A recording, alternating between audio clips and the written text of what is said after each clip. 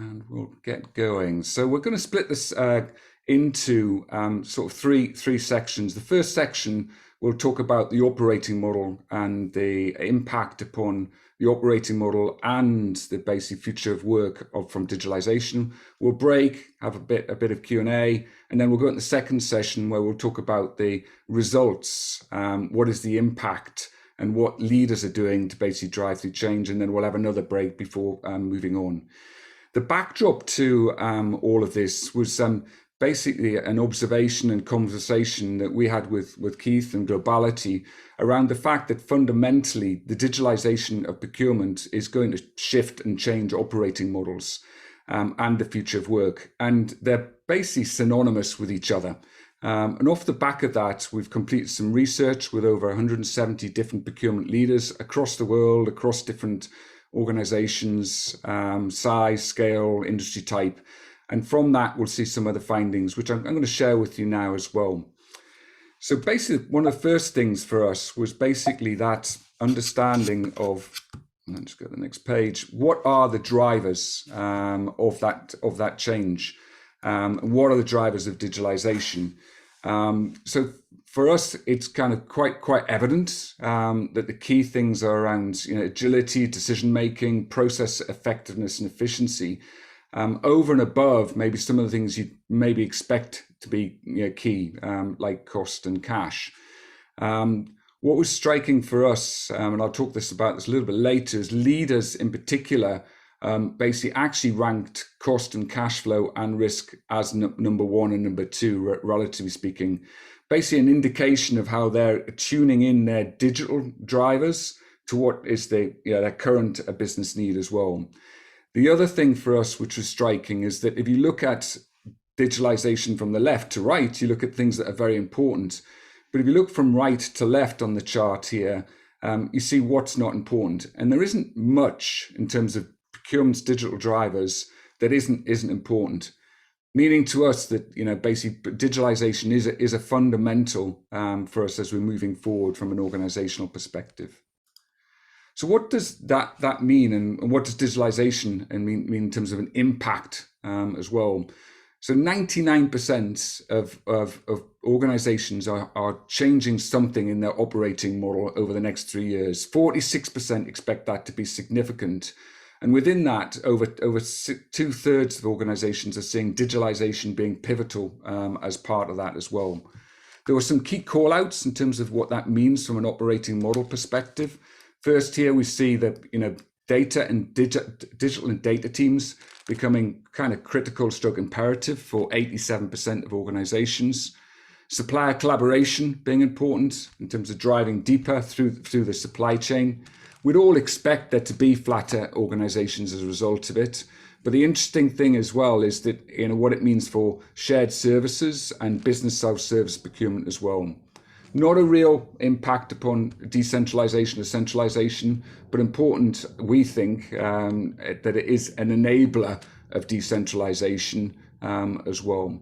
So some pretty fundamental things happening, especially around data teams. What does it mean for work and talent and capability?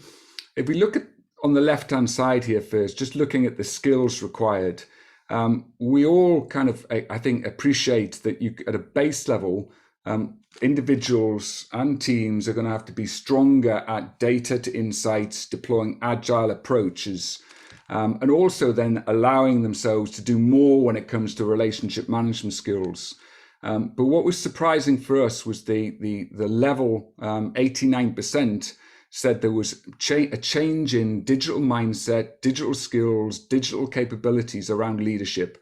Whilst it wasn't something we surveyed, we believe that's not just at an individual level, but it's also the total capacity to change. Without having a strong, significant leadership capacity, and as in number of people advocating, championing with a mindset, then it will be difficult for you to make that change. The other thing which was striking was 86% talking about enhanced supplier digital capabilities. Again, a few years ago, we'd be talking more insular about this, whereas now looking at the whole supplier experience, the importance of supplier risk management, supplier performance management, supplier capabilities become even more important, basically to be able to deploy digital and work in a digital way as well. From a strategy perspective, what organizations are doing, typically they're not doing one thing. They're picking 3 to 4 different strategies and deploying them. Again, surprise for us, the leading one was basically selecting digital tools and infrastructure as basically a vehicle to create that change, and then supporting it by other things like ways of working, recruitment programs, and digital career paths as well.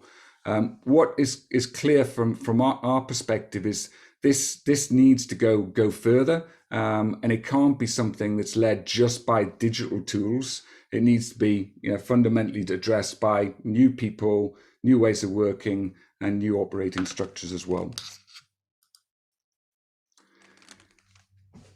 From a process perspective, as you'd expect, the digitalization of purchase to pay is highest. That's where the digitalization of procurement has started. Looking at that transactional efficiency and what you can do to improve upon that, driven by both procurement and finance.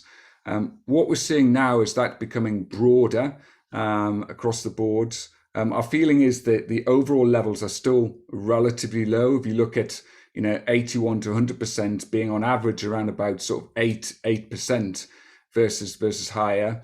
And what you'll see as well on the far right here is that there's an increase relative around sort of data and analytics as well. So I think a good story, but there's still a significant amount to be done, despite the fact on the previous chart we talked about the fact organizations are using digital tools to lead with. And I think this is where the big potential is for us, to understand what we do in each of these different areas or capabilities to digitalize. The other thing we're seeing, which isn't called out here, is basically how people are digitalizing across supply chains, and specifically across categories. So whilst we're seeing an unbundling of individual capabilities and digitalization across that, we're also seeing individual areas being automated. It might be software buying, it might be spare tech buying, it might be services buying, but we're seeing those different sort of channels being addressed as well as individual capabilities as well, which I'm sure we'll talk about now. So with that as a bit of a backdrop, it'd be great to hear a little bit from the team about how your operating models are changing. That's question number one, and then we'll go on to talk about why is digitalization still relatively slow. And Kristin, I was going to come to you first. I mean, the spend under management at Accenture is phenomenal, and you're right at the center of that, both operationally, but also in your leadership capacity. But I'd be interested to know what you're doing from Accenture's perspective, and what you could share. Yeah, so we are seeing a shift in the operating models of teams. I mean, we all know that procurement is a team sport, and so you have your business stakeholders, you have your suppliers, you have procurement in there, and then a number of other supporting organizations, whether it's risk and finance, supply chain, and many other groups involved in this process. So part of the process that we're seeing on these evolution of the operating model is really how do you connect this end to end, but also in leveraging tools and digital processes and capabilities to enable that sharing of the information across this area, but then allowing each of the individual teams to do what they do best and apply the knowledge that means.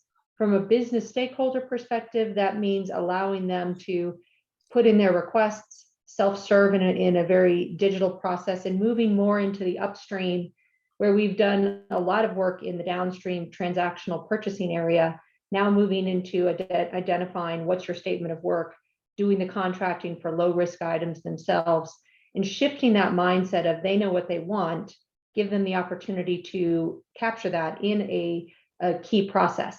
But fundamental under all of these things is providing the information that can help make more informed decisions as part of that process. So guiding them to what the preferred suppliers are, understanding supplier history, giving them benchmarks and information so that as they're going through the process, they're informed. We all want to be informed and know that we're making a good decision, or at least down the right path. And procurement has a lot of that information. So we're moving to a more of a team sport activity with everyone playing the role and sharing this collectively across the team, and sharing the information across the team, which has been a challenge in the past with all of these disparate systems, processes, as we go through. So it's been a really exciting component, and companies are embracing this.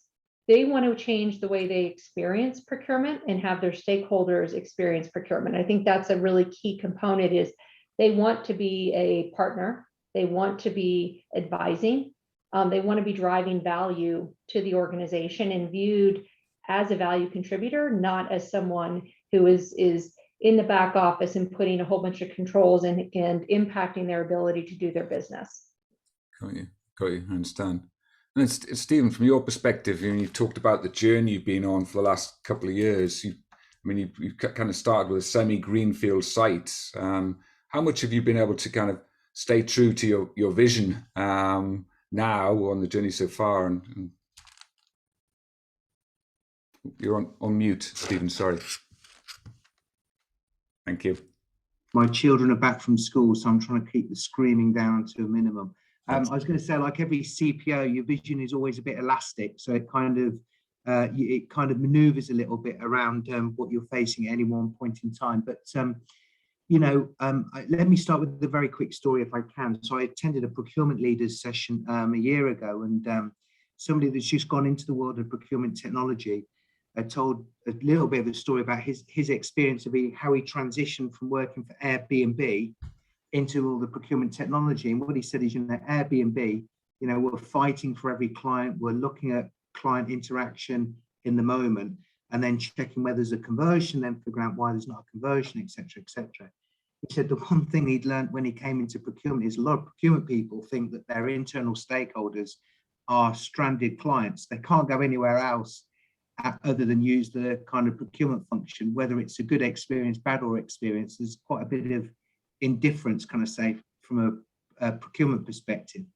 And it's made me kind of really reflect on that, because I think that the model that we're trying to evolve to in Kantar is really trying to give our colleagues a really consumer-like experience in terms of how they engage with the procurement technology first and foremost. And much to what Kristin has said, is really trying to kind of elevate our role further up the pipeline in terms of shaping the demand. So what does that require us to do? Well, a couple of things, roles that I never thought we'd ever think about in procurement, but ones that I think are becoming more prominent. So this idea of content curation, making sure that your systems have data in there that your colleagues can interact with and guide themselves through the procurement journey. And again, when I say that, I'm sure there'll be many folks on this call thinking, well, we do all of that. But if you actually look at some of the stuff we throw at our colleagues, oftentimes it's like 100 pages of procedural nonsense.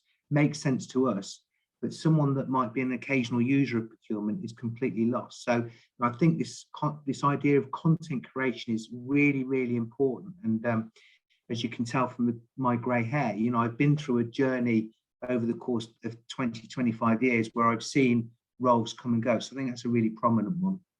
And the other one, just to very briefly mention, this idea of data. So I don't necessarily like the term digital because I'm not sure I know what it means, but what I do know is that this world of data is becoming really, really important. And I think that, lots of the data that historically procurement has managed and curated has been very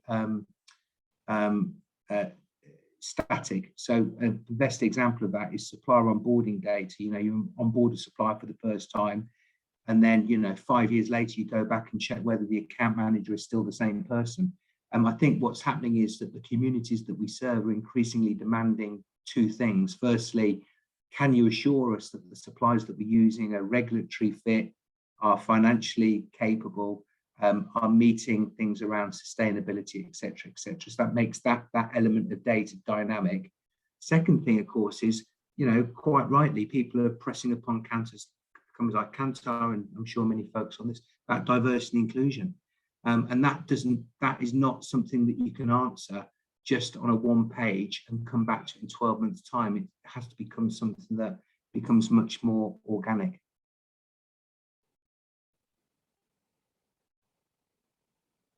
Now Lance is on mute. He's got my kids.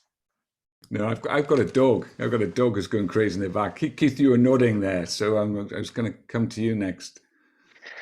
I think a couple things. I respect and understand why Stephen said I don't like the word digital, because I don't know what it means. And I do think we have to think about how do we give that word a meaning. And to me, the word digital is about reshaping, reimagining, changing the way work gets done using modern technology. What it is not is taking traditional, I'll say, 5-year, 10-year, 15, 20-year-old procurement processes and making them systematized in a technology. That's not really what digital is. But I think for me, the operating model question really at the heart of it is, I've probably had hundreds, if not thousands, of CPO conversations in the last 10 years. And procurement leaders invariably and always say, I want to find a way to get my humans, my people, to be more strategic, doing things like supplier relationship management, like doing innovation, like doing business partnering, like doing sophisticated and collaborative team-based category strategy development. And I think what digital has evolved to is a way to eliminate or significantly reduce I'll say the process management roles that procurement has traditionally had. Many years ago, it was physically purchasing or buying. And I think more and more it's become, the roles that are thought about or coveted are doing things like sourcing and contracting. But the reality, and even as Kristin said, that those two are activities that we can make more autonomous, more self-service, more consumer-like using technology. So we can finally answer that question of how do we use our resources, our assets, our budget to go do, truly human things like business partnering and category strategy development and, innovating with our suppliers. And the question of where do I get the time and the resource to do those things is answerable now, if you will. And I think, Stephen spoke to this as well. How do you take the traditional process-oriented things of the business, reimagine it to be more consumer-like, deliver it to your business partners in digital ways, and then step back and say, wow, look what I can do with my people now. I can really change, the work and be a partner and a curator and things of that nature. Yeah, I'd agree, and that's creation of capacity is critical. It's fundamental. Yeah, nobody gets more budget, right? In fact, it's usually the opposite. Yeah, absolutely. Elouise, from your experience, in working with organizations, everything from blueprinting, designing operating models, to implementing them, how do you think things are changing? Well, like a good consultant, I'm going to go back to the question I want to answer, not the question you asked. I want to go back to this question about what digital procurement or what digital means, because as an academic, I can't let a term be undefined, right or wrong. I have to. So Stephen, this is for you. This is from my book. But basically, digital is applying sophisticated technology and insights to a company's need to procure goods and services in order to create value. That to me is why we do digital. And I like, Keith, your point about this is not sort of applying technology to yesterday's processes. This is really about, and Stephen, the way you described it was exactly right. It's about designing that user experience to create the outcome to make that conversion in the Airbnb vernacular, or to, in our case, actually have a good experience with procurement. And so that to me informs this next generation of op model. And when you, and as you said, Lance, I get the blueprint what this is, what this will look like new for new procurement organizations. And we build around the idea of self-service, which I think, Kristin, you talked about, because the end user, they know what they want, and it's so true. And automation first, we should not be putting at least procurement capabilities. We shouldn't be adding people to things that can be automated today, and absolutely making data available, and also giving people the tools to turn that data into insights, because that's the piece that gets missed. We get stuck on, we have bad data, which is inexcusable in 2022. But then once I give you data, which also can be a challenge in the corporate environments, but then what do we do with it? And this moving to insights and intelligence is still an evolving space. So taken together, when we can reimagine what procurement can be, it actually is very, very exciting. Yeah, yeah. And I guess that's, we're at a juxtapose here as well with, you know, that how exciting and the potential it can be there, but the kind of the fact, which is the actual level of digitalization, is still relatively low. You know, what would you say, and Elouise, I'll come to you on this one, what would you say is maybe the one critical thing why digitalization is still slow? I think it's leadership. And I'll argue that there's too much, and I'm not saying it's not necessarily bad leadership. It's just simply that many people have been burned by overpromised and underdelivered technology. And you don't want to actually, folks don't want to bet their careers on something that's evolving. And we're in the midst of a massive evolution in procurement. That when you look at the technology, Globality being one of many new innovations that's fundamentally changing how we do procurement, that's a pretty big drink of water if you are, to sell that and really sell a brand new procurement organization. So I think there is a trepidation, a fear, and historically procurement has not been in charge of their own digital destinies. And I think it's time that we treat, oftentimes they procurement defers to IT. Or if I hear we're an SAP shop, so we chose Ariba, one more time, I'm going to vomit. And Ariba might be the right choice, but just because IT says we're an SAP shop is not a good answer. And so there's still a lot of acquiescence to what IT wants. That's not going to cut it in the digital realm. Yeah, absolutely. And Keith, for you, what one thing why digitalization's slow? Well, my 1 and 2 would have been the same that Elouise sort of spoke of, which is around leadership and past experiences. Okay. So I think if I had a new one or a unique one, I think it really has been that if digital strategies in the past have not been about the end user, the consumer of the procurement activity within the company, then they typically don't work very well, and you get that burned. I was burned in my past investment of digital, which then leads to that reticence. And I think it is time, much as Elouise said, to take control of the digital destiny, but to also kind of really make it about the business partner that we serve, not about, Stephen said, the 100-page procedural documents about how procurement wants to do things, which not a single business person, other than maybe the head of audit, cares about one iota. And I think the leadership topic, it's not, again, I agree, it's not about bad leadership, but my pet peeve is when, you're talking to a CPO and they're sort of like, well, you need to go talk to my digital guy or lady or whoever it is, because they're the digital people. And I kind of look at them and go, and you're not? How is it possible that you're a CPO and you're defaulting, the way of working of the future to the digital guy or girl? I mean, a lady. I mean, and it's just wrong. It's just not a good way of thinking about it. Yeah, I'd second that as well. And Stephen, I guess that's where you've had to kind of start from as well. I mean, these are really great points. I mean, I'd like to make a couple of things just to amplify a couple of things if I can, and then just link to a couple of things. So just the point that Keith made about, the procurement guy didn't know anything about, hands it over to his technology folks to answer the question for him. I just want to make the point that I see the same mistake on diversity and inclusion.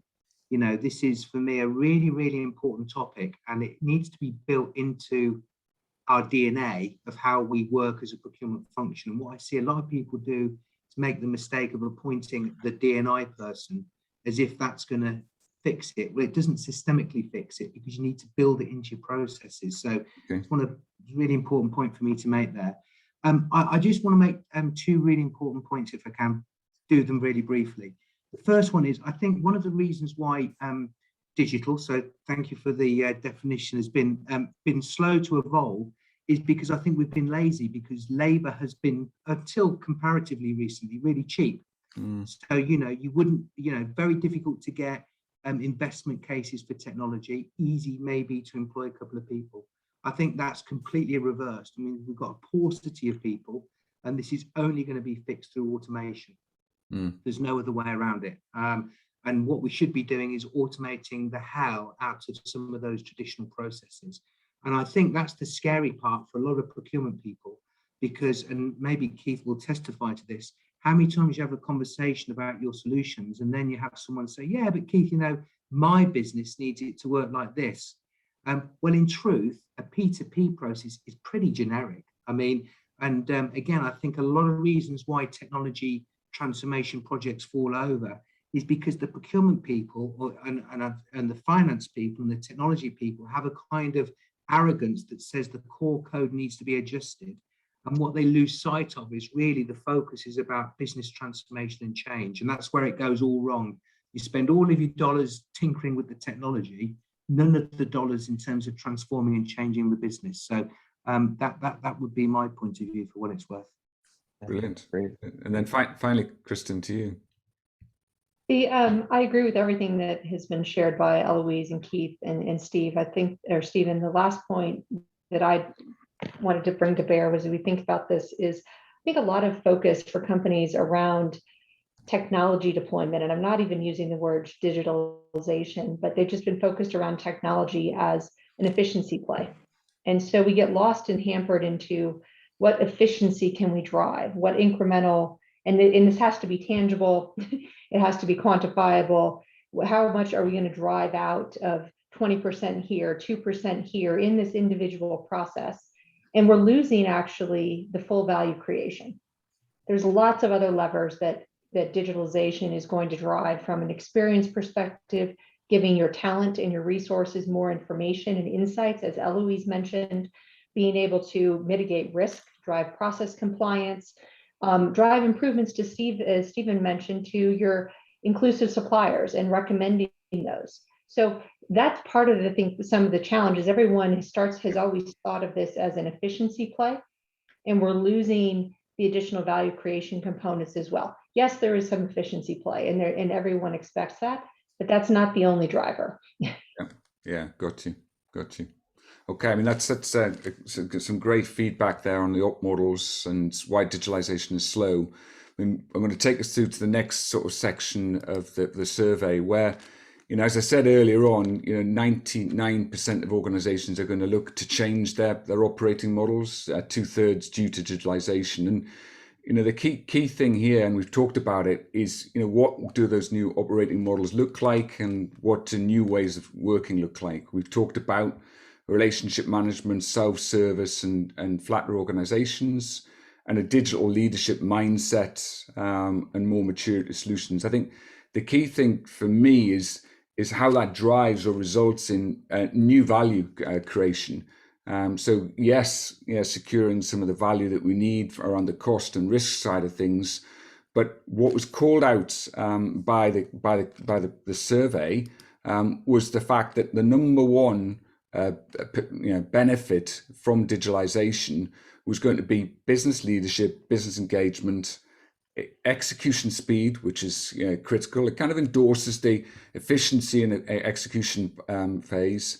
Better ROI, which has to be fundamental and a lot different to what it would be 5-10 years ago, and then user experience.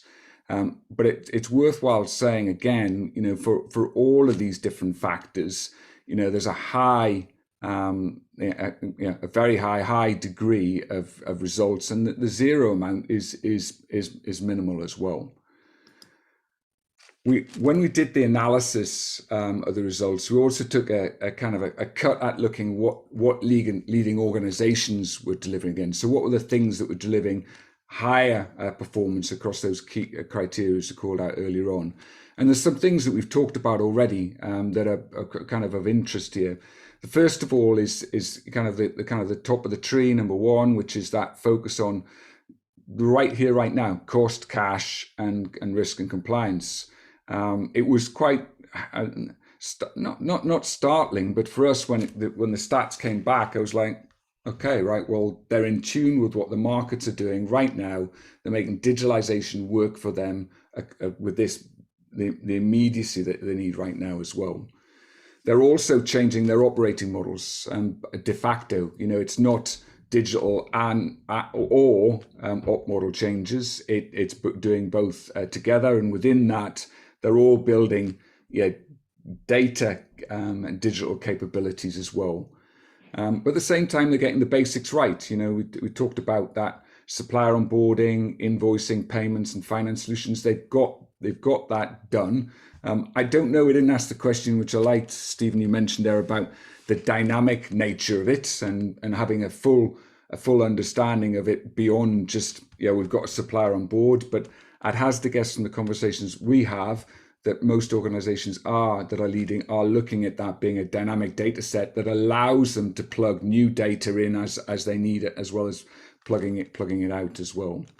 So a few things to think about, here, in terms of leadership and those leading organizations as well. And I'd like to now just drop back to the panel again and spend a little bit of time here talking about what could the future look like. If you do fast forward to 3 years of op model change, then what could it look like? Stephen, as scary as it might be, if you've got to do another 2 years of what you've just done, and at the pace you've been doing it at, without the restrictions of COVID, because you're okay there, but what do you think it would look like for you? Well, that's a great question, because as we've really not to embellish a little bit of the Kantar story, but we've accomplished an awful lot in 2 years. And of course, when you're owned by Bain Capital, there's always a question about, well, what's next? Yeah. And I think that it's Kristin that made the point. It's not all about savings. I think that's really important. And just thematically, what's happening in the broader economy. Of course, it can't be about savings at the moment, because it's sort of about securing the business and protecting it and all those kind of things. There's two areas that I'm really interested in that I can see us moving into future areas of value for Kantar. One is that, again, if you think about kind of the pyramid of where procurement starts and where it can go to, transactional stuff is taken for granted. You evolve into category management and business partnering. I think the thing that I'm really interested in about how you connect your suppliers into the evolving technology roadmap of your business from products and services perspective.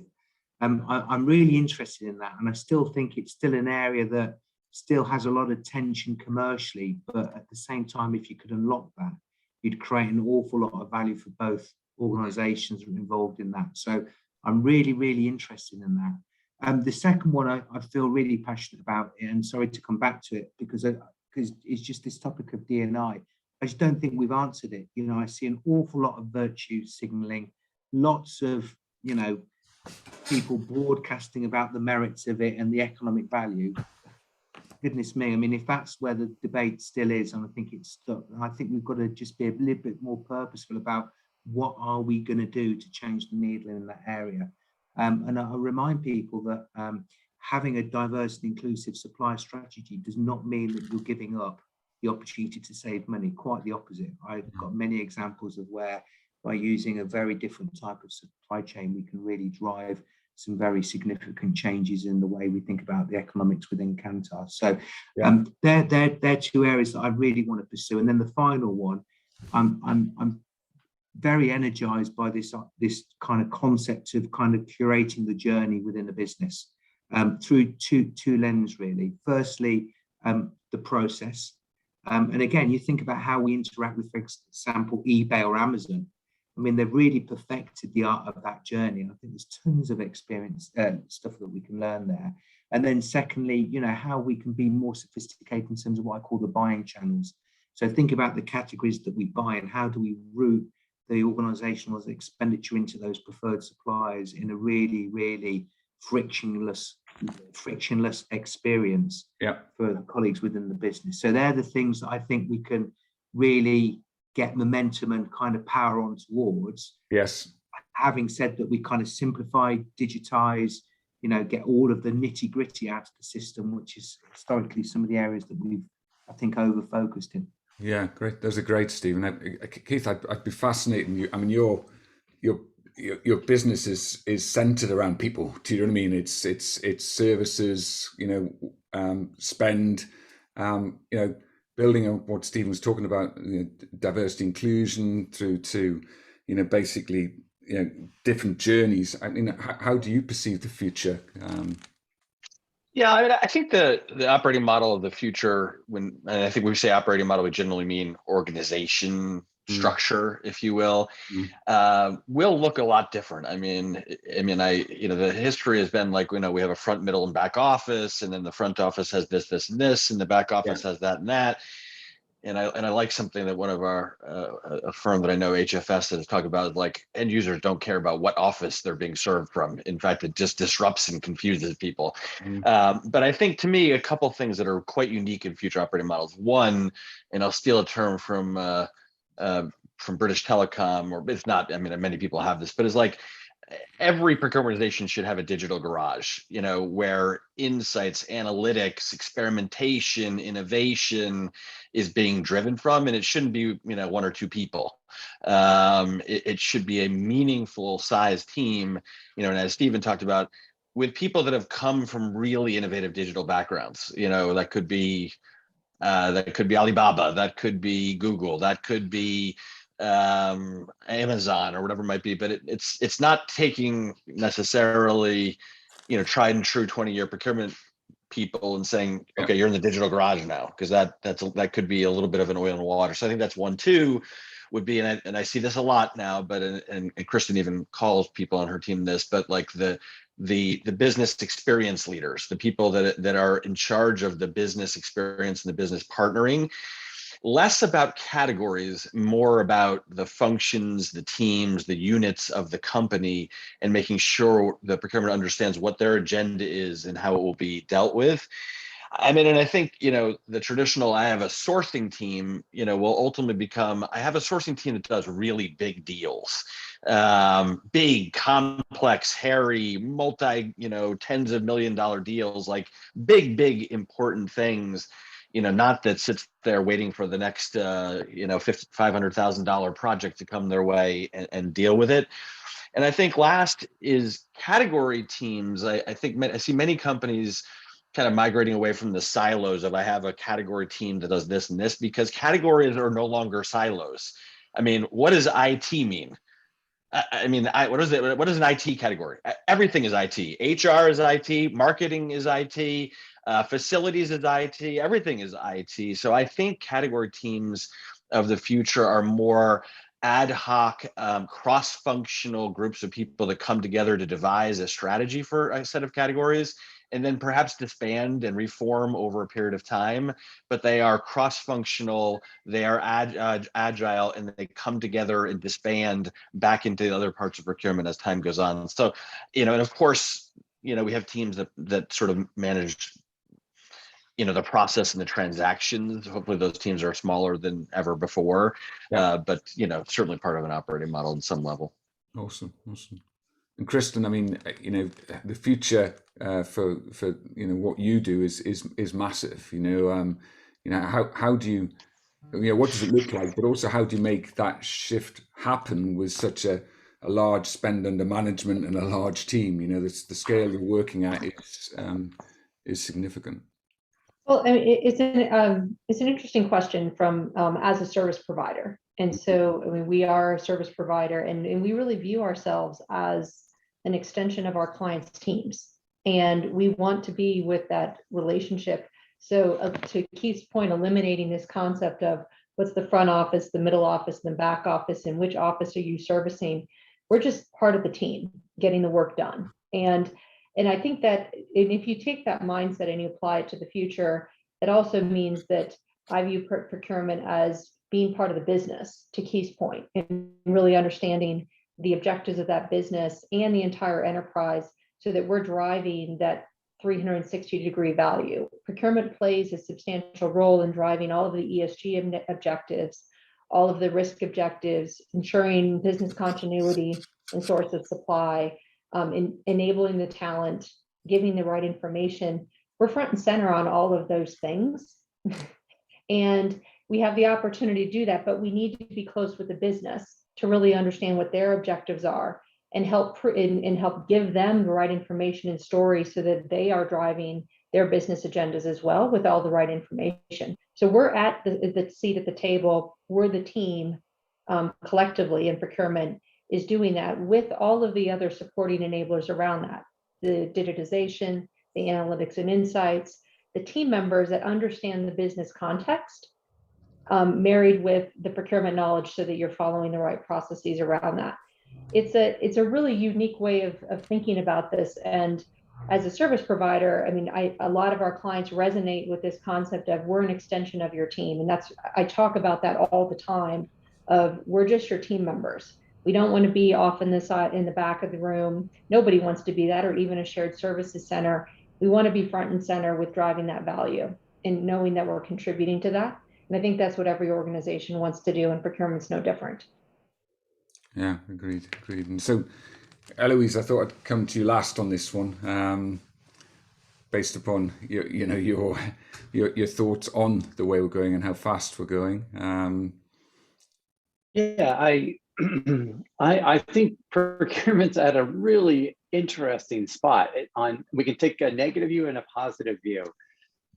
The positive view is that we're at a seminal moment in that increasingly enterprises focus on third parties and increasingly rely on third parties.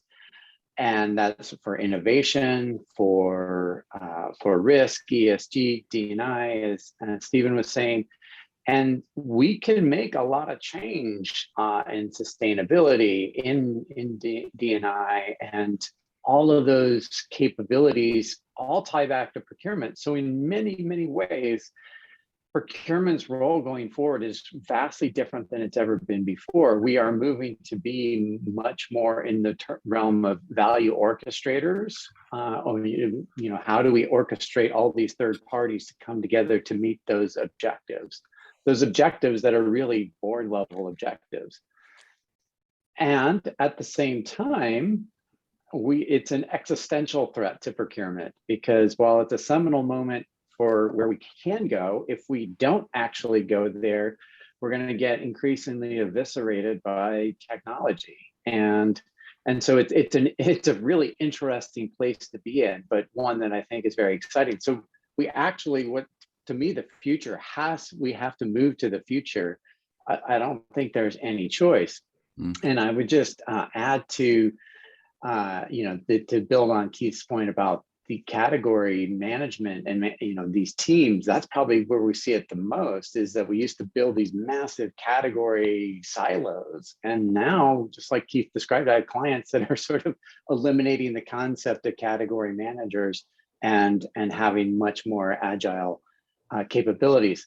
And if we're successful, and this to me is probably the main takeaway as I think about the future, is we as procurement start to influence top line growth. And really, we no longer serve the business. We no longer are looking for a seat at the table. We are the business in this future state. We are equals in the business, I should say, and that we are contributing in many ways to the success of the enterprise, not simply cost savings on the bottom line. Yeah, okay, I agree. I think there's a couple of things in the chat here about what could the future operating model look like, and a bit of a build on, Stephen, your point about D&I. There's a fundamental at play where a lot of things we're talking about in terms of basics needs digitalization, but for us to be able to achieve a lot of the sustainable procurement agenda items, we're not going to do it without digitalization, because we're not going to be able to use blockchain to track the provenance, or basically introduce supply chain finance to solutions to basically enable SMEs, or basically use mobile technology to track and trace. And these new, more advanced, deep technologies are going to be able to support a lot of the sustainability agenda that we've got going as well. And there's another little bit of a build, which Keith answered in the chat, about creating your backbone, but then effectively creating your own ecosystem of apps or solutions, your own personal solution. In a similar way to Keith, how you've talked about the category silos breaking down and coming back together. I think that's what's going to happen as people use different apps as well. So just to set us up ahead of the next question, one of the questions from Nicholas here on the Q&A was, what's the balance between effectiveness and efficiency, and having that in your mind. Kristin talked about efficiency, but what would be the key thing in your change manifesto? With efficiency, effectiveness, and I often add experience to that mix as well. What would be the one thing that you put into change manifesto for organizations going forward? I mean, I don't know if you're asking one of us in particular, but I mean, I think that I would contest the idea there is a trade-off. I don't think there's a trade-off. I think that if you have a better experience, you will be more effective. Yeah. And you will be more efficient. They kind of go together. And I think that this whole idea of how do I empower my business stakeholders, by definition, makes procurement more efficient. By way of empowering the stakeholders, they are more delighted by the experience, and by getting engagement early, which I saw in the chat box as well, you become more effective. So I contest that there's a trade-off. I think that they are completely interlinked, and one leads to the other. Yeah. And in the past, efficiency, as Kristin talked about, it was all about how do I take my old process and grind out 3%, 5% with a bot that took a human out of doing that task, rather than put a bot doing a task rather than a human, which, that was efficiency. That is efficiency, but I don't think it's the future of efficiency. Let's put it that way. Yeah, absolutely. That stuff has been done. Yeah. And so Keith, I mean, if you're saying it is everything, then what would be the one thing, if that makes sense? Not looking at those four things you talked about: engagement, efficiency, effectiveness, and experience, but what would be in your change manifesto? Deploy digital technology that is designed and built for your business stakeholders to engage early and be delighted in doing so. Period. Okay. All right, set a high bar there for everybody. Who's going next? Well, I mean, again, but think about this, and I've joked with you in the past. I mean, you've got the 9 to 5, 5 to 9 paradigm, which is people in the world today are not, they know what digital delight looks like because they see it all the time after they leave work.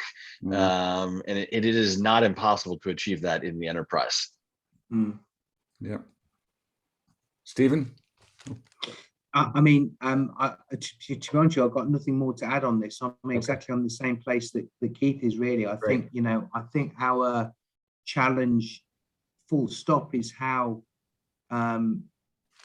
the way we interact at work begins to replicate to some degree what our own consumer buying experience is like. Now, I don't want to devalue what we do and make it almost like Instagram or TikTok or something like that. But I think some of the leading consumer applications for buying stuff are certainly leading the way. And I notice in the chat, though, that of course people are asking quite rightly, but hold it a sec, there's this whole issue of payments governance and efficacy and all that kind of stuff. And I think that where we've got to be really clever, I beg your pardon, is as we create that experience, we build into that experience those type of controls. Right. What a mistake I see a lot of people do is build the systems, and then they get, and then all of a sudden, oh my goodness me, the controls framework or the controls environment now needs a whole load of substitutional bureaucracy because we didn't build it into the solution in the first place. So I think if you could think about that consumer experience and build the controls framework as part of it, that's going to be really quite a different experience than most people experience today. Brilliant. Kristin. So let me build on that. Oh, great. Actually, go for it. Build on that. Yeah, go for it. I also, so I agree, like this is delightful user experience, and everything Stephen just said is great. I love that. But I also, like, my big message for this year is also flipping that around and giving the supplier that same experience, because we oftentimes, well, not often, we always put the supplier experience last because we have a bias towards buyer centricity. And that's okay, because that's who we interact with. But if we're going to do these strategic things that I was lining out around risk, around innovation, et cetera, then we have to be able to give the suppliers that same experience. And I always like to challenge my clients, because I always say, how many of you have logged into your systems as a supplier? Or more importantly, how many of you have onboarded as a supplier? And that's a humbling experience for everybody. And that's when you realize just how bad supplier systems are. And one of the things I like to do for fun is go look at different supplier, supplier sort of sites within corporate websites, because it's all public, at least the front-facing pieces. And you see some really bad and out-of-date information on the supplier information parts of corporate websites. So I think we can't lose sight of this. And Lance, you had a statistic on your first slide around the bubbles, around like 86% are struggling supplier digitalization. I can't remember exactly what it was, but like anybody that uses the word blockchain is, well, let me try not to say this pejoratively, is way ahead of the train, because they're not even they're thinking about it from the enterprise point of view, not the supplier point of view, because I can guarantee you 99% of most suppliers can't deal with blockchain, much less APIs, and we're still struggling with EDI integrations. So like we're way ahead of ourselves in terms of when we start to look at it with a supplier point of view. I think that's a really brilliant point, actually. And I would just reinforce it by saying that in the course of the past 30 years, we as buyers have been phenomenally successful in beating down the price for two reasons. One was the advent of lean methodology has permeated everything that we've done. And then secondly, we've taken advantage of offshoring large amounts of our manufacturing and services supply chain. Guess what? We're now in a world where we're having to retrench from that sourcing strategy, and we're going back to onshore, where there is a paucity of suppliers that can actually do that work. So for the first time in a generation, I think many of us are leading into a supplier market rather than a buyer's market. And I definitely think that in that market, suppliers are going to want to do business with people that make it easy. And I think that's absolutely right, Elouise. It's such a point that we often completely forget about. And we always think, well, it's a bit like Bill Gates used the phrase, throw someone into a swimming pool and then give them a hose pipe. That's how we treat our suppliers, really I mean, this is the royal we, of course. I'd like to think Kantar is not that bad, but I'm pretty sure we are. We've got much more work to do in that area. Brilliant. And then Kristin, finally to you. So, I mean, I think that from a change manifesto component, we all want to do the digitalization. Every company finds these very innovative ideas. They're cool, they're sexy, they look at the opportunity. As I think about what the future looks like, is having everyone really focus on what's the value to be generated. And there's lots of different areas of value. We've hit on them: experience, effectiveness, efficiency, and but anchoring on what that value is, and your user journey experience is really going to be key to changing the way this operating model works, and how all of these things, so that we can become true business partners, as is the chat window is listed here. That is the vision. We all want to be business partners. We want to be driving value. Procurement wants to be doing that. And it's just a matter of how do we make it easier to do so with all of the analytics and insights to deliver. And knowing what that value is a key component to driving that change and being able to articulate it. And then you can overcome a lot of the things, whether it's IT driving the bus on what your technology strategy is, running into questions of, do you have funding to be able to drive these things? If you can tie to the value into the business and the enterprise goals, there's a much more likelihood for success and for adoption. Excellent. So, it's a great conversation now. We have kind of pulled together some elements of what we've talked about into a bit of a manifesto.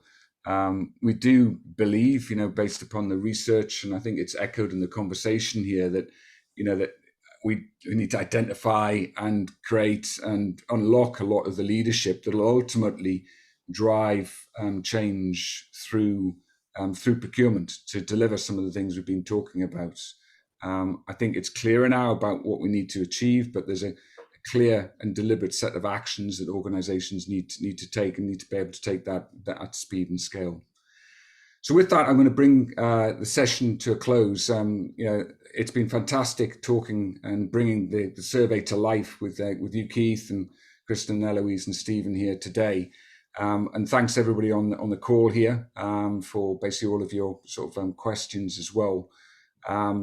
We will stay around for a couple more minutes if there's more questions that people want to put through onto the chat. And as I said at the start, we'll be sharing the recording as well as the survey and research as well. Great. So thanks again to the panelists. And as I say, if there's any final questions on the chat, we'll look to answer them as well over the next couple of minutes before signing off. Thanks, everybody. Let's see if there's any here. Yeah, there's a question about starting point for sustainable and D&I procurement. Okay, yeah, great. So this is a good one, Stephen, just to build on the conversation. What's the starting point for sustainable and D&I procurement based on your experience? Well, it's three things. Firstly, make sure you build a team of people that all believe and invest in it personally. Secondly, do not appoint a D&I VP of D&I. Sorry to say that. I just think it's just too easy to do that and then make it somebody else's problem. Now, the more mechanical things that you need to do, which I'm quite interested in, is I think there's a couple of folks in the States, so you'll know this idea about you measure veteran-owned, women-owned, minority-owned businesses. So you have this kind of data opportunity to begin to start finessing, and you can begin to start marrying that against your own sourcing data. So begin to kind of ripple that up a little bit. So that's something that across the world is not uniform, but I think that companies that have a global reach can be advocates for that approach. And of course, it requires a little bit of nuance because you need to identify what's called the protected characteristics of each market. Yeah. So, and you have to be careful there, of course, because if you go to Saudi Arabia and start asking suppliers to say, what their gender diversity is, that can be a little bit difficult. So you need to be sensitive culturally to that as well. And then you also then have to start building the criteria into your sourcing framework as well. So when you go out for a tender, how much weighting are you giving to suppliers that have a kind of credible D&I strategy that they can demonstrate, prove, etc., etc. And then how much currency do you give that in your commercial assessment of the supplier? So some of it, I think you have to have a good heart. Some of it, I think you have to really put into a really formal mechanic to really bring it to life. Yeah. Can I add to that, Lance? Because I think Yeah, that last term mechanic is super important. And I think what I interpret that to mean is, and I work with a lot of companies that sort of say, well, I buy sustainability data over here from EcoVadis, and I buy diversity and inclusion data over here from so-and-so, Supplier IO, Coupa, et cetera, different places in the world. And I have that data kind of here and here, therefore I have the building blocks. And that's true, but until the information, the insight about what suppliers are more sustainable than others or more diverse than others is built into the buying journey digitally and physically, no business stakeholder is going to go, well, okay, I got to go over here and look at this database and this database to figure out, what's happening here. No stakeholder is going to do that, even if they are passionate about, the topic and do believe in it. So it just has to be built into the buying journey. It's that whole adage around, having data is not having insights. And what I have here is many companies have the data, but where does the insight live in terms of the buying journey so that people can use it as a decision-making criteria in the moment of making a decision? Yeah, I'd agree. The other thing I often see as well is that and it links back to what Kristin was saying about identifying your value. It's the same with sustainable procurement, ESG, D&I. You need to define, what the value is and what's important to you, and the difference between hitting legal minimum requirements, which are different country to country, through to things that basically are things which are core to your business, versus some businesses which are basically saying, well, this is going to basically define us. This is our USP. This is how we're going to generate basically more to the top line. So identify the value, but be very clear about what it means, because it's different. It's different for a bank, people-based business versus a Nike that's a product-based business through to a mining business. So define that up front. And I would say that in talking about the maturity of the market from a digitalization perspective, it's behind where the rest of the procurement market is, but it's accelerating because that's where your investment is going from a VC perspective as well. Mm-hmm. There's a question from Emilio. Oh, sorry. Go ahead. Let me just add one bit though. You also have to look beyond your tier one suppliers, because typically your tier one suppliers are not going to be diverse. They're just going to be almost equally as big conglomerates. So you have to go sometimes pretty deep down the supply chain. It's one thing if you're hiring a small advertising firm as part of a big group, or perhaps a legal firm or set of legal or lawyers. But if you're talking about like AWS or Azure or Google as your cloud platform, that's going to be your tier one supplier. You're at their whims. Similarly, like a tier one automotive is going to be huge. Mm-hmm. So I do think sometimes you have to actually go deeper down the supply chain to make that change or impact. Yeah, I agree. I was going to say, Emilio asked this question about how do we migrate our legacy systems into new best of breed platforms, and that's probably a very deep and detailed question. Although, I think Kristin, I think all of us might have like a quick and dirty answer, which would be to say, it's not per se about migrating. I don't see SAP or Coupa, I don't see these as legacies you migrate away from. I see them as foundations that you build upon, if you will. And I don't, it's not so much I'm getting rid of that investment. I'm enhancing that investment. I'm thinking about best of breed or built for purpose things that I need to accomplish, whatever that is. Self-service sourcing, it could be, you know, managing the tail spend more effectively, it could be it could be, how do I do risk management? It's sort of like taking your foundational system and seeing where it doesn't quite do the things we've been talking about for the last hour and a half, and building upon it in a built for purpose sort of fashion. In other words, it's sort of decorating and designing upon the house, you know, with ever more useful add-on tools. And I know, you know, Elouise talks a lot about this concept of an ecosystem, you know, and at the end of the day, I think legacy systems are just, they're a foundation for building the ecosystem, not something you necessarily would throw out. Mm. So you might like to, but yes. Emilio, send me a note on LinkedIn and I'll send you a copy of my book. I can spend 4 hours answering that question.